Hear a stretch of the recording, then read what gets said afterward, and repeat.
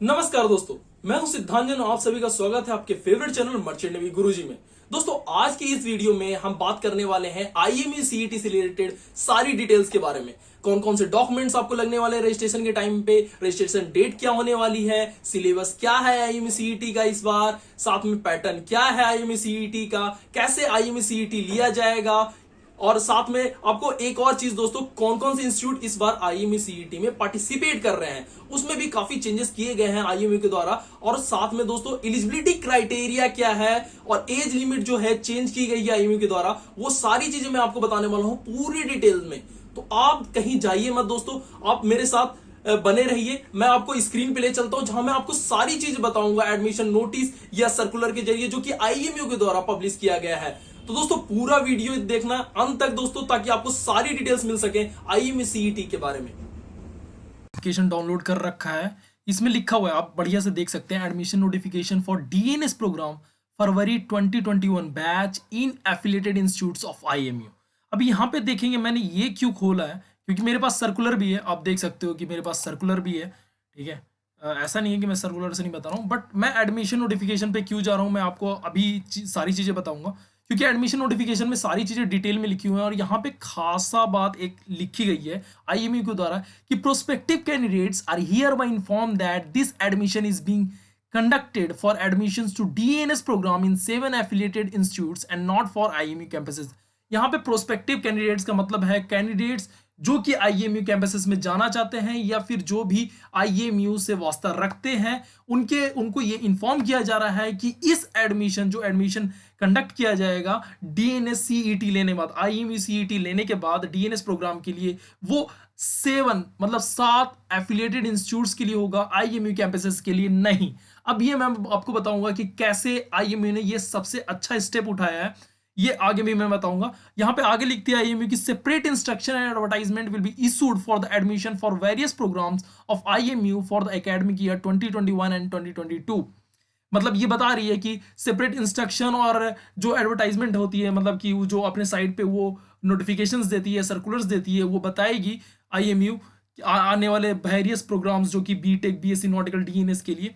और साथ में आगे बोलती है आईएमयू कि hence candidate who are keen to join IMU campuses are advised not to register for this admission. यहाँ पे आईएमयू एक और चीज बता रही है कि जो भी कैंडिडेट्स केवल आईएमयू कैंपसेस ज्वाइन करने की इच्छुक है या फिर जो इच्छा रखते हैं कि बस मैं आईएमयू कैंपसेस में ही जाऊं डीएनएस करने के लिए या फिर कोई भी मर्चेंट नेवी कोर्स करने के लिए, वो इस सीईटी के लिए रजिस्टर ना करें, ठीक है। और अगर आपको एक्सपीरियंस चाहिए तो आप कर सकते हो, मैं ये नहीं बोलूंगा, बट इसके लिए तो नहीं कर रहे हैं। तो सबसे पहले हम देखो दोस्तों, मैं सबसे पहले आपको बताता हूँ एलिजिबिलिटी क्राइटेरिया क्या है, कौन कौन से लोग इसके लिए एलिजिबल हैं, ठीक है। एलिजिबिलिटी क्राइटेरिया में आ गया हूँ मैं ये वाले पेज पे। तो eligibility criteria for admission to DNS program February 2021 batch, ठीक है। तो यहाँ पे आप देख सकते हो 1 year diploma in nautical science है। और एजुकेशनल क्वालिफिकेशन की बात करते हैं हम सबसे पहले। तो एजुकेशनल क्वालिफिकेशन में लिखा हुआ है 10+2 इक्विवेलेंट, जिसमें पीसीएम में फिजिक्स केमिस्ट्री मैथ में एवरेज मार्क्स कम से कम 60% होने चाहिए, या फिर आपके पास कोई ग्रेजुएशन डिग्री हो, मतलब बीएससी किया हुआ आपने फिजिक्स मैथमेटिक्स या केमिस्ट्री में, या फिर इलेक्ट्रॉनिक्स के सब्जेक्ट में जैसे ईसी हो, जैसे आपका इलेक्ट्रॉनिक्स एंड इंस्ट्रूमेंटेशन हो सकता है, जिसमें कम से कम एवरेज 55% मार्क्स होने चाहिए, उससे कम नहीं होने चाहिए फाइनल ईयर में। ये चीज चेंज की गई है आईएमयू के द्वारा इसी बार 2021 में, क्योंकि 2020 तक ये चीज 60% थी। और या फिर आप बी या बीटेक किए हुए होने चाहिए किसी भी मतलब बी या बीटेक किए हुए होने चाहिए किसी भी ऐसे इंस्टीट्यूट से जो कि AICTE के द्वारा रिकॉग्नाइज्ड हो, जिसमें आपको कम से कम ये एवरेज आपके 50% मार्क्स होने चाहिए फाइनल ईयर में, ठीक है। और यहाँ पे एक नोट भी बताती है आईएमयू कि the candidate should have a minimum of 50% marks in the English subject in the 10th 12th और डिग्री एग्जामिनेशन। कोई भी मतलब अगर आप बीएससी कर रहे हो, बीटेक कर रहे हो या 10+2 कर रहे हो, जो भी कर रहे हो, या तो उसमें कम से कम आपके इंग्लिश में कम से कम 50% मार्क्स होने बहुत जरूरी हैं अगर आप आईएमयू सीईटी के लिए जा रहे हो तो, या फिर मतलब आप बोल रहे हो कि डीएनएस में एडमिशन लेना चाहते हो तो एज क्राइटेरिया के बारे में हम सबसे पहले बात करते हैं। मिनिमम एज क्राइटेरिया है 17 ईयर्स। अभी मैक्सिमम एज क्राइटेरिया मेल्स के लिए, मतलब कि जो भी मेल कैंडिडेट हैं, जो भी बॉयज हैं, उनके लिए जनरल वाले हैं उनके लिए 25 years, OBC non creamy layer वालों के लिए 28 ईयर्स। ये चीज बढ़ाई गई है। ये चीज अब मैं बता रहा हूँ, बहुत सारी चीजें जो एलिजिबिलिटी क्राइटेरिया है ये चेंज की गई है। मैं इस पे सेपरेट वीडियो भी बनाने वाला हूँ। तो ये चीज चेंज की गई है। ओबीसी एनसीएल के लिए 28 साल कर दी गई है, और यहाँ पे एससी एसटी के लिए तो 30 साल की है, जिनको 5 साल की छूट भी मिलती है। अब यहाँ पे फीमेल कैंडिडेट्स की बात करते हैं। जो फीमेल कैंडिडेट्स हैं उनकी मैक्सिमम एज लिमिट जनरल वालों में ही 27 ईयर्स की है, ओबीसी एनसीएल के लिए 30 ईयर्स की है, और एससी एसटी वालों के लिए 32 ईयर्स की है। अब को बात है कि अगर आपको कैलकुलेट करना है अपना एज, कि कैसे कैलकुलेट किया है इन लोगों ने, इतने एज तक मैक्सिमम एज कैसे हो सकता है कि आप इस मैक्सिमम एज के नीचे हो कि नहीं। तो इसलिए reference date for calculation of the age will be from the date of commencement of the academic session. मतलब मैं आपको बताऊंगा कि डेट ऑफ कमेंसमेंट क्या है। मतलब डेट ऑफ कमेंसमेंट होता है दोस्तों कि जब आपकी जो पहला दिन होता है एकेडमिक का, ठीक है, पहला दिन जो कॉलेज का होता है, उसके पहले तक, उस दिन तक आपकी क्या एज आ रही है, उस दिन तक अगर आपकी मैक्सिमम एज भी आ रही है तब भी कोई टेंशन नहीं है, आप एलिजिबल हो। ठीक है, अब बात करते हैं relaxation for SC ST candidates if any. ठीक है, अगर कोई भी एससी एसटी कैंडिडेट है तो उसको 5% रिलैक्सेशन मिलेगा एलिजिबिलिटी मार्क्स में। मतलब अगर यहाँ पे 60% है तो यहाँ पे 55%, 55 है तो 50%, और बीटेक में 45% तक चल सकता है। और relaxation for 5% in English mark will be applicable to the candidates who are native of Lakshadweep and Andaman Nicobar Island and belong to the scheduled tribes and whose both of the parents were born in those islands and belong to the scheduled tribes of the island। देखो यार, यहाँ पे एक चीज मैं इतना लंबा नहीं, सीधा साफ बताऊंगा कि 5% रिलैक्सेशन इंग्लिश मार्क्स में तभी दी जाएगी एससी एसटी वालों को जब वो लक्षद्वीप या अंडमान या निकोबार आइलैंड से बिलोंग करते हो और उनके दोनों पेरेंट्स वहीं जन्म लिए चुके हो या वहीं के हो, वहीं के नेटिव हो, या वहीं रहते ही हो, वहीं पैदा ही हुए हैं, तो उन्हीं को मिल सकता है 5% रिलैक्सेशन। अब बात करेंगे एलिजिबिलिटी क्राइटेरिया में मेडिकल की, तो मेडिकल में तो देखो यार, मेडिकल में सीधी सी ये बात लिखती है, candidate seeking admission to the DNS must be medically fit including eye sight and hearing, जैसे कि प्रिस्क्राइब किया जाता है मेडिकल एग्जामिनेशन रूल्स में। ठीक है, at the time of admission candidate will be required to produce certificate of medical fitness issued by the doctor approved by DGS and the list of approved doctor is available। अगर आप चाहो तो आप मेरे blog पे भी देख सकते हो, नहीं तो मैंने DGS के ऊपर वीडियोस भी बनाई थी मेडिकल फिटनेस के ऊपर, मेडिकल जो टेस्ट होता है उसके ऊपर, तो वहां से भी आप देख सकते हो। ये लिंक है दोस्तों, आप यहाँ पे देख सकते हो कौन कौन से DGS अप्रूव्ड डॉक्टर्स है आपके आसपास में भी। तो उनसे आपको सबसे पहले सर्टिफिकेट प्रोड्यूस करना होगा, आपके उनके पास जाना होगा, चेकअप करवाना होगा, पूरा मेडिकल चेकअप होगा आपका, उसके बाद वो मेडिकल सर्टिफिकेट आपको बना के देंगे जिसको आपको प्रोड्यूस करना होगा अगर आपका सीईटी आप पास कर लेते हो तो। ठीक है, यहाँ पे बात आ रही है आईसाइट की, तो आईसाइट में यहाँ पे साफ साफ बताया गया है कि कोई भी एविडेंस नहीं होना चाहिए मॉर्बिड कंडीशन का किसी भी आई में, या आई की लीड में जो कहते हैं पलक में आपका। ठीक है, और कैंडिडेट एक के पास एक बाइनोकुलर विजन जो होता है, जैसे बाइनोकुलर्स यूज करते हैं मेनली नेविगेशन ऑफिसर के द्वारा, बहुत सारे लोगों को तो कैप्टन के द्वारा भी यूज किया जाता है। तो बाइनोकुलर विजन बहुत अच्छी होनी चाहिए, फुल फील्ड ऑफ विजन होने चाहिए दोनों आंख में, लेफ्ट और राइट दोनों में, और साथ में जो आईबॉल्स हैं आपके जो वो मूव करने चाहिए ऑल डायरेक्शन में, और साथ में जो पुतलियां हैं वो ऐसा, मतलब नॉर्मली क्या होता है कि कुछ लोगों को कलर ब्लाइंडनेस होता है, तो वो क्या होता है कि लाइट के संपर्क में आते ही बहुत ज़्यादा मतलब कॉन्ट्रैक्ट हो जाता है उनकी आई बॉल्स, और बहुत ज़्यादा मतलब ऐसे आँख वो बंद ही कर लेते हैं एक तरह से, हम समझो। और एक चीज़ और है कि नॉर्मल कलर विजन जो टेस्ट है, इसियारा टेस्ट चार्ट, उसके अनुसार आपका जो डिस्टेंस विजन होना चाहिए वो 6/6 होना चाहिए, कोई भी बेटर आई, राइट आई बोल सकते हैं उसको, और 6/9 होना चाहिए लेफ्ट आई में या अदर आई में, जो भी आप बोल सकते हो। दोस्तों अब बात करते हैं, यहाँ पे तो मैंने बात कर दी, आपको बढ़िया से समझा दिया एलिजिबिलिटी क्राइटेरिया एडमिशन के लिए जो कि डीएनएस प्रोग्राम के लिए है यहाँ पे। तो अभी हम बात करते हैं एक और चीज यहाँ पे मैं बताना चाहूंगा दोस्तों कि ये जो एलिजिबिलिटी क्राइटेरिया, इसमें एक और चीज मैं ऐड करना चाहूंगा यहाँ पे कि जिन लोगों के पास स्पॉन्सरशिप है, जिन लोग शिपिंग कंपनी के द्वारा स्पॉन्सर्ड हैं, उन्हीं को बस ये सीईटी देना है, उन्हीं को बस आईएमई सीईटी ये वाला देना है। लेकिन जो एक्सपीरियंस गेन करना चाहते हैं, बस जानना चाहते हैं कि कैसा होगा आईएमई सीईटी डीएनएस के लिए, तो वो भी दे सकते हैं यार, मैंने मना नहीं करूंगा उनको, बट ये उन्हीं के लिए है जो स्पॉन्सर्ड कैंडिडेट्स हैं।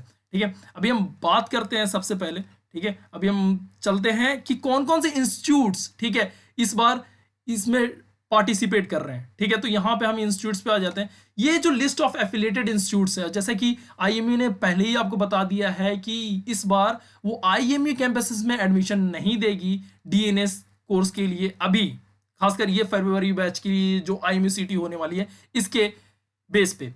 तो अभी यहाँ पे इंस्टीट्यूट्स के नाम में पहला है Anglo eastern maritime academy Mumbai, जिसकी सैंक्शन स्ट्रेंथ 80 है। सेकंड है applied research international new Delhi, जिसकी सैंक्शन स्ट्रेंथ 40 है। थर्ड है international maritime institute new Delhi, जिसकी सैंक्शन स्ट्रेंथ 40 है। Maritime training institute SCI Mumbai, जिसकी सैंक्शन 80 है। समुद्रा इंस्टीट्यूट ऑफ मैरीटाइम स्टडीज, ठीक है, जिसकी सैंक्शन स्ट्रेंथ 40 है। And the great eastern institute of maritime studies Mumbai, जिसकी सैंक्शन स्ट्रेंथ भी 40 है। और सातवां है, सेवंथ है ट्रेनिंग शिप रहमान मुंबई, जिसकी सैंक्शन स्ट्रेंथ 40।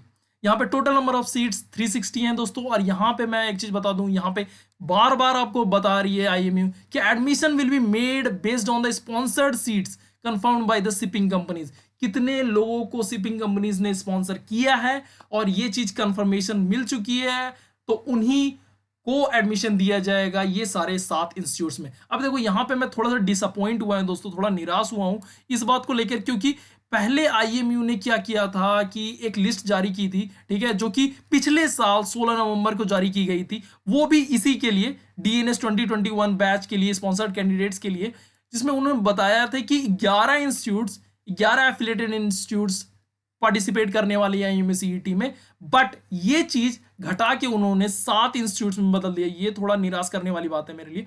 तो अब आगे हम देखते हैं दोस्तों, इंपॉर्टेंट डेट्स की बात करते हैं। तो चलते हैं हम सबसे पहले अपने इंपॉर्टेंट डेट्स पे। दोस्तों हम आ गए हैं इंपॉर्टेंट डेट्स के बारे में कि ऑनलाइन प्रॉक्टर्ड एग्जामिनेशन है दोस्तों, ये सीईटी फरवरी 2021 का। तो ऑनलाइन है दोस्तों, ऑनलाइन प्रॉक्टर्ड क्या होता है मैं आगे आपको बताऊंगा। कॉमन एंट्रेंस टेस्ट, जिसमें ओपनिंग रजिस्ट्रेशन आपकी चालू हो जाएगी 10 फरवरी से। लास्ट डेट ऑफ रजिस्ट्रेशन होगा 28 फरवरी को। हॉल टिकट आप डाउनलोड कर सकते हैं 4 मार्च से। और जो मॉक टेस्ट होगा दोस्तों, मॉक टेस्ट एक तरह का सैंपल टेस्ट होता है कि जैसा असली टेस्ट होगा उसी तरह का एक मॉक टेस्ट होता है, जिसमें आपको बताया जाता है कि क्या क्या इंस्ट्रक्शंस आपको फॉलो करने हैं रियल वाले टेस्ट में। जो असली वाला टेस्ट होगा उसमें क्या क्या इंस्ट्रक्शन आपको फॉलो करने हैं, उसी का मतलब होता है मॉक टेस्ट। मतलब जैसे कैसे आपको मतलब ये एग्जाम लिखना है, कैसे आपको सबसे पहले डॉक्यूमेंट्स रखने हैं, जैसे कैसे आपको कंफर्म करना है, कैसे आपको लॉगिन करना है, कितने टाइम पहले लॉगिन करना है, ये सारी चीजें मॉक टेस्ट में आपको जानने के लिए मिलती है। इसीलिए मॉक टेस्ट ये कंडक्ट कर रही है 9 मार्च को, 9th ऑफ मार्च को ये कंडक्ट करने वाली है, आईएमयू कंडक्ट करने वाली है मॉक टेस्ट आईएमयू सीईटी के लिए। और जो आईएमयू सीईटी की जो कंप्यूटर बेस्ड सीईटी है, जो आईएमयू सीईटी है ऑनलाइन, वो जो रियल डेट है, जो रियल एग्जाम होने वाला है वो है 13 मार्च को, 13 मार्च को ये लेने वाली है। और जो रिजल्ट आ जाएंगे आपके 17 मार्च को। और जो एकेडमिक सेशन है, इसी की बात मैं कर रहा था कि कमेंसमेंट ऑफ एकेडमिक सेशन 1 अप्रैल से हो सकता है। ऐसे अप्रैल फूल तो नहीं बना रहे ये, चलो ठीक है, अप्रैल फूल तो नहीं बना रहे हूँ।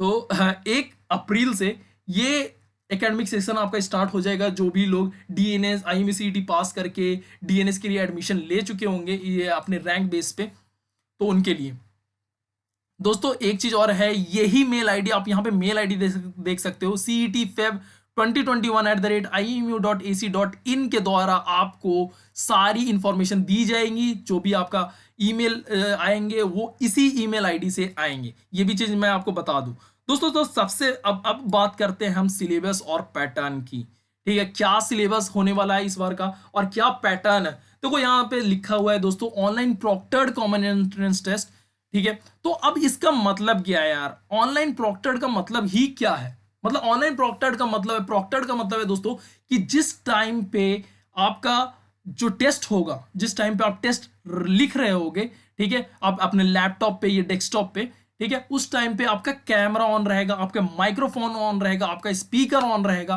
ताकि वो आपको देख पाएंगे कि आप कहीं चीट तो नहीं कर रहे हैं, आप कहीं किसी तरह की हार्ड कॉपी या फिर किसी तरह का फोन तो यूज नहीं कर रहे हैं आईएमयू सीईटी देते समय, या फिर टेस्ट देते समय आप किसी तरह की चीटिंग की हरकत तो नहीं कर रहे हैं, या किसी से पूछ तो नहीं रहे, कोई आपके बगल में बैठा तो नहीं है। ये सारी चीजें जानने के लिए ये online proctored common entrance test आपका प्रॉक्टर्ड है। ठीक है, तो यहां पे लिखती है I admission to the February 2021 batch for DNS program in affiliated institutes of IMU will be through all India online proctored common entrance test, that is CET, which will be conducted on 13 March Saturday between 11 a.m. to 2 p.m.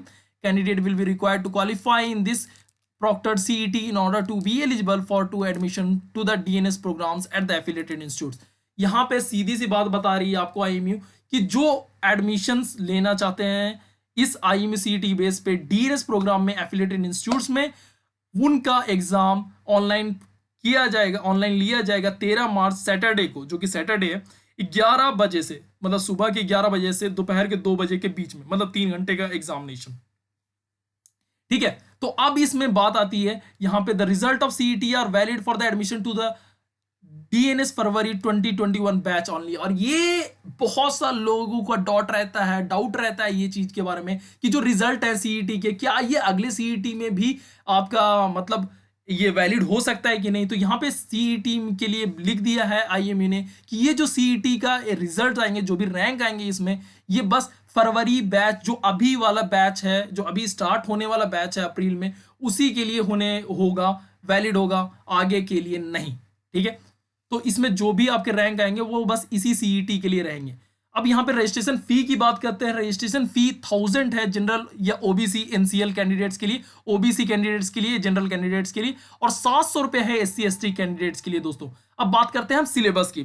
तो syllabus में हम बात करेंगे DNS फरवरी का जो CET का syllabus है, number of question जो पूछे जाएंगे 200 मल्टीपल चॉइस क्वेश्चन होंगे, जिसमें आपको ऑप्शंस दिए जाएंगे। 4 ऑप्शंस में लिए देते हैं, तो 4 ऑप्शंस में से आपको पर्टिकुलरली जो आपका करेक्ट ऑप्शन है उसे चूज करना होगा।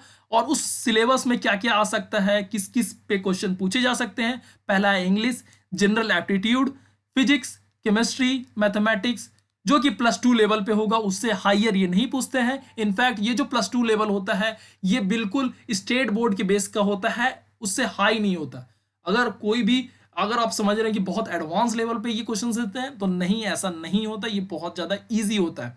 इसीलिए इसमें रैंक लाना बहुत मतलब आसान होता है, और अच्छा रैंक लाना थोड़ा सा डिफिकल्ट हो जाता है। और यहाँ पे एक चीज और बताती है IMU कि there will be no negative marking for wrong answer. यहाँ पे रॉन्ग आंसर्स पे आपको नेगेटिव मार्किंग नहीं है। लेकिन एक चीज और मैं बता दूं, यहाँ पे सबसे पार्टिकुलरली मैं बात बोलूंगा कि बहुत सारे लोग इंस्टाग्राम पे, बहुत सारे लोग यूट्यूब पे सैंपल पेपर या क्वेश्चन पेपर आपको देते हैं, previous year question paper solve करो, sample year question paper solve करो। लेकिन यहाँ पे एक और चीज यहाँ पे IMU बता देती है कि IMU reserve the right to change the distribution, type, level of difficulty etc of the question asked from time to time. अगर आपको कोई बोल रहा है कि इसी तरह के क्वेश्चन पूछे जाएंगे तो 1 मिनट के लिए मान सकते हैं, लेकिन यही क्वेश्चन पूछा जाएगा तो ये चीज गलत है, क्योंकि IMU कभी भी ये डिस्ट्रीब्यूशन जो है आपका कि इंग्लिश कितने मार्क्स का होगा, जनरल एप्टीट्यूड कितने मार्क्स का पूछा जाएगा, फिजिक्स, केमिस्ट्री, मैथ कितने मार्क्स का पूछा जाएगा, ये सारी चीजें चेंज कर सकती है। उनके टाइप्स चेंज कर सकती है, कैसा टाइप होगा क्वेश्चन का, डिफिकल्ट होगा, ईजी होगा, मीडियम होगा, या फिर लेवल ऑफ डिफिकल्टी भी चेंज कर सकती है। ठीक है, टाइम टू टाइम वो डिपेंड करता है। अब हम बात करते हैं दोस्तों जनरल इंस्ट्रक्शन की, कि आपको ऑनलाइन टेस्ट देते समय क्या इंस्ट्रक्शन फॉलो करने हैं।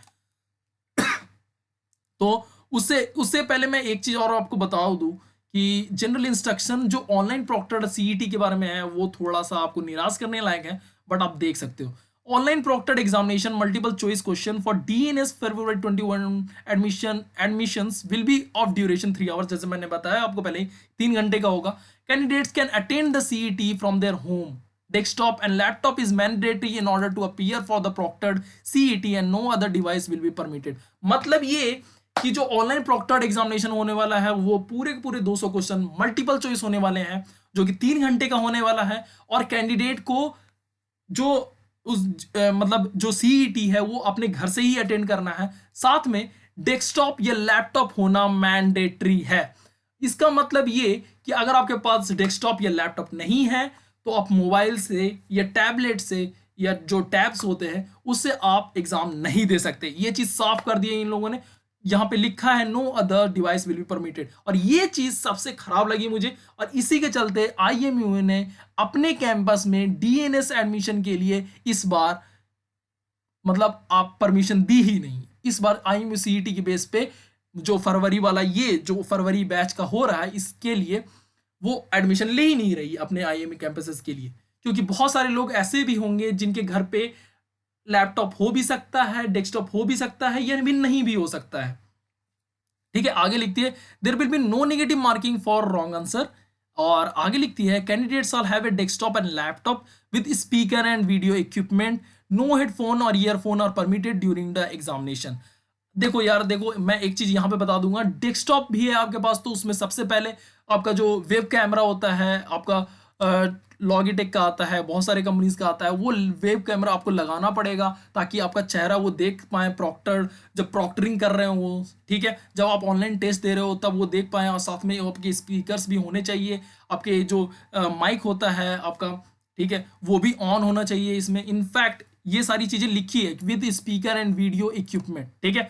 और आपको हेडफोन्स या ईयरफोन्स नहीं लगाने हैं IMU CET देते समय, ठीक है। ये चीज भी बताइए। Help desk number and email will be available in the hall ticket in order to attend queries from the candidates, and while sending your query please mention your CET number. Without CET number, without CET number your query will not be attended। यहाँ पे एक चीज और मिलती है कि अगर आप मान लो कि आपको कोई डाउट हुआ या फिर आपको कोई क्वेश्चन पूछना है कि सर मेरे से ये इंस्ट्रक्शन में गलती हो रही है, या फिर ऐसा कुछ लैग आ रहा है या ऐसा कुछ ग्लिच आ रहा है मेरे टेस्ट में, तो उसके लिए आपको हॉल टिकट में एक नंबर दिया जाएगा, ठीक है, हेल्प डेस्क नंबर। आप उस पर अपनी क्वेरी सेंड कर सकते हो, जो कि आपको सीईटी नंबर, जो आपका सीईटी नंबर होगा उसी को मेंशन करके आपको सेंड करना होगा कि हाँ मेरा ये सीईटी नंबर है और मैं ये प्रॉब्लम फेस कर रहा हूँ, तभी आपकी क्वेरी को मतलब आपके क्वेश्चंस का जवाब दिया जाएगा। और IME is planning to conduct a mock test on 9 March, willing candidates may attend the mock test.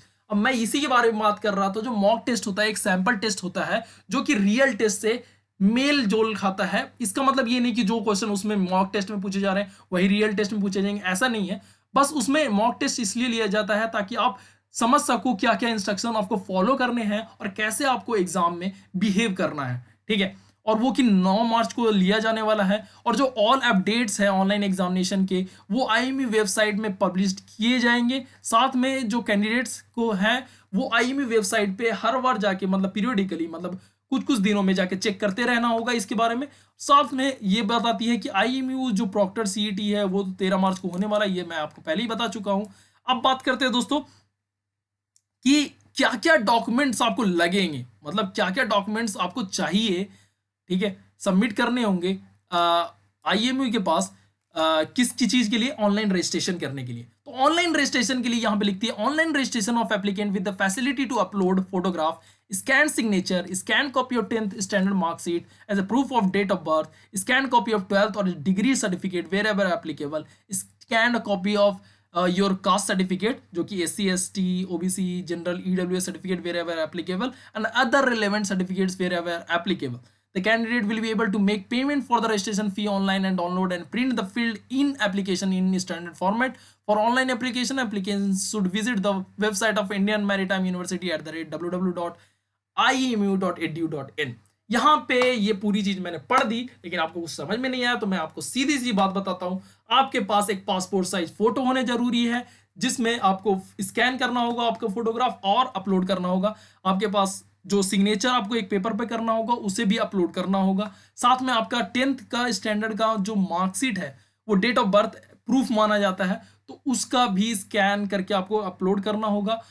और अगर आप 12th बेस पे DNS के लिए एग्जाम दे रहे हैं या फिर डिग्री बेस पे एग्जाम दे रहे हैं तो जैसा मतलब अगर 12th बेस पे दे रहे हैं तो 12th की मार्कशीट, डिग्री की दे रहे हैं तो डिग्री की मार्कशीट, ठीक है, उसको आपको स्कैन करके आपको अपलोड करना होगा। आपको कास्ट सर्टिफिकेट, आप SC हो, ST हो, OBC हो या जनरल हो, क्योंकि अगर आप कास्ट सर्टिफिकेट अपलोड नहीं करोगे तो जो आपको ये एलिजिबिलिटी क्राइटेरिया में रिलैक्सेशन मिलने वाला है, एज रिलैक्सेशन या फिर आपको मान लो मार्क्स में रिलैक्सेशन मिलने वाला वो नहीं मिल पाएगा।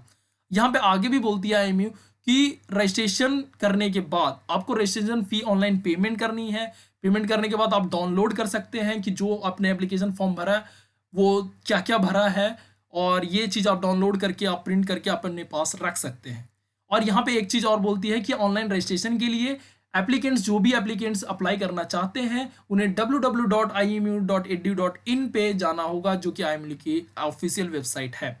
अब आगे यहाँ पे देखो, यहाँ पे आगे बोलती है IMU the candidate seeking admission to the DNS programme are strongly recommended to have a passport. यार यहाँ पे एक प्रॉब्लम है, मैंने बहुत लोगों को बताया है कि देखो यार, अगर आप डीएनएस में या फिर किसी भी प्रोग्राम में एडमिशन लेने वाले हो मर्चेंट नेवी कोर्सेज में, तो आपके पास पासपोर्ट होना जरूरी है। अभी देखो इन्होंने पासपोर्ट की बात कर दी, तो जिन लोगों ने पासपोर्ट बना के रखा होगा उनके लिए तो ठीक है, वरना जिन लोगों ने नहीं रखा है उनको मैं यही बोलूंगा कि ये वीडियो देखने के बाद आप पासपोर्ट के लिए अप्लाई कर दो और पासपोर्ट बना के रख लो। यार सही है आपका, मतलब कुछ दिनों में पासपोर्ट आ जाता है और पासपोर्ट ऑफिस में इतनी कोई दिक्कत नहीं है और करप्शन तो नहीं है मेरे हिसाब से, मुझे जहां तक लगता है तो करप्शन नहीं है, तो आपका आराम से पासपोर्ट बहुत जल्दी आ जाएगा। जितनी जल्दी पुलिस वेरिफिकेशन वगैरह हो जाए आपका, उतनी जल्दी पासपोर्ट आपका बन के आ जाएगा। तो मेनली 15 से 20 डेज लग सकते हैं आपको पासपोर्ट आने में, बट आपका पासपोर्ट जल्दी ही आ जाएगा। और यहाँ पे please note that the name in the passport, जो आपका पासपोर्ट में नेम होगा वो 10th स्टैंडर्ड जो सर्टिफिकेट है, 10th स्टैंडर्ड की जो सर्टिफिकेट होगी, जो 10th में आपका सर्टिफिकेट में नाम है उसी से मैच करना चाहिए। And the facility provided for applicants to download their hall ticket and admit card. आप हॉल टिकट या एडमिट कार्ड जो है वो डाउनलोड कर सकते हैं। और automated email and SMS will be sent to every registered applicant on registration, successful registration of application and uploading of hall ticket, publication of result etc। यहाँ पे एक चीज और बता रही है कि ऑटोमेटिक ईमेल जनरेट होते हैं। अगर आपने रजिस्ट्रेशन किया है तो रजिस्ट्रेशन के लिए ईमेल जनरेट हो गए, अगर आपने अप्लाई कर दिया है, सब चीज फिनिश कर दिया है, रजिस्ट्रेशन करने के बाद अप्लाई करके सब चीज फिनिश कर लिया, तो आपको ऑटोमेटिक एक ईमेल आएगा, एक SMS आएगा आपके दिए गए नंबर पे, ठीक है। और साथ में आपको पब्लिकेशन ऑफ रिजल्ट भी होगा, तब भी आपको आएगा एक SMS या मेल आ सकता है कि रिजल्ट्स पब्लिश हो चुके हैं, आप चाहो तो आप चेक कर सकते हो। और आगे लिखती है candidates are requested to visit IMU website periodically to keep track of new announcement and changes. IMU shall not be responsible if any candidate is put to hardship because he did not keep himself abreast of the latest development। यहाँ पे ये जो 6 point है ना, ये थोड़ी सी आपको मतलब ये बताने के लिए है कि यार आप अगर IMU CET दे रहे हो तो IMU की जो वेबसाइट है वो रेगुलरली विजिट करते रहो, ताकि कोई भी चेंजेस होना तो आपको पता चल सके। IMU इस चीज के लिए कतई रिस्पॉन्सिबल नहीं है अगर आपने कोई भी अपडेट मिस किया है जिसके चलते आपको आगे जाके कोई भी दिक्कत उठानी पड़ेगी, तो इसके लिए IMU रिस्पॉन्सिबल नहीं है। यही चीज 6 पॉइंट में लिखी गई है। तो अब मैं आता हूं एक चीज नोट पे, ठीक है, एक चीज नोट पे आते हैं। तो यहाँ पे आप देखोगे दोस्तों कि मैंने सर्कुलर खोल के रखा, और सर्कुलर क्यों खोल के रखा मैं आपको बताता हूँ। जैसा कि मैंने बताया कि आपको एडमिशन नोटिफिकेशन से सारी चीजें बहुत डिटेल में बता दी मैंने। यहाँ पे देखो आप, यहाँ पे कुछ लिखा है इंपॉर्टेंट, ठीक है। यहाँ पे देखो आप, यहाँ पे देख सकते हो कि यहाँ पे जो मेरा कर्सर जा रहा है यहाँ पे लिखा हुआ है, it may be noted that if any candidate is admitted without qualifying in proctored CET in February 2021, he will neither be given admissions registration number nor will he be allowed to appear in any of the scheduled examination of IMU। देखो यार ये चीज मैं बता रहा हूँ कि जो लोग सोच रहे हैं ना कि DNS में एडमिशन मिल जाएगा उन्हें बिना IMU CET दिए, तो मैं ये चीज सीधे बोलूंगा ये चीज वैलिड नहीं है। और इसी चीज को बताने के लिए ये पॉइंट मेंशन किया गया है IMU के द्वारा इस सर्कुलर में कि अगर आपने मतलब मान लो कि कोई भी कैंडिडेट किसी भी तरह करप्ट होके, मतलब अगर किसी भी तरह, मतलब आप समझ लो कि किसी भी तरह घूस खिला के या पैसे दे के किसी भी तरह मतलब किसी भी इंस्टीट्यूट में एडमिशन ले लेता है DNS के लिए, DNS प्रोग्राम में, तो उसका जो एडमिशन रजिस्ट्रेशन नंबर है वो प्रोवाइड नहीं किया जाएगा IMU के द्वारा। अगर पता चला उन्हें कि CET नहीं दिया इस बंदे ने, साथ में उसको कोई भी शेड्यूल एग्जामिनेशन जो हो लिया जाता है IMU के द्वारा, क्योंकि जो भी IMU एफिलेटेड है इंस्टीट्यूट्स वो IMU ही उनके लिए एग्जामिनेशन शेड्यूल करता है, तो IMU के द्वारा जितने भी शेड्यूल एग्जामिनेशन होंगे उसमें उसे बैठने नहीं दिया जाएगा, मतलब वो DNS पास ही नहीं कर पाएगा। तो सीधी सी बात है यार, ऐसे कोई भी काम मत करो। तो दोस्तों आपने देखा मैंने कैसे आपको सारी डिटेल्स बताई IMU CET के बारे में, जो कि मार्च में होने वाला है। ऐसे एक्चुअली उसे फरवरी IMU CET बोला जा रहा है IMU के द्वारा। तो दोस्तों आपको ये भी सारी चीजें बताई मैंने, क्या क्या चेंजेस किए हैं IMU ने, ठीक है, इस बार IMU CET के लिए। तो दोस्तों हम आगे भी बात करेंगे अपने मर्चेंट नेवी से रिलेटेड टॉपिक्स के बारे में अपने नेक्स्ट वीडियो में। तब तक के लिए अगर आपको ये वीडियो पसंद आया हो तो लाइक कीजिए, शेयर कीजिए और सब्सक्राइब कीजिए दोस्तों। जरूरी से सब्सक्राइब करना दोस्तों, और साथ में बेल आइकन भी दबा देना ताकि आपको मेरे लेटेस्ट नोटिफिकेशंस मिल सके नए नए वीडियोस के। तो दोस्तों थैंक्स फॉर वॉचिंग।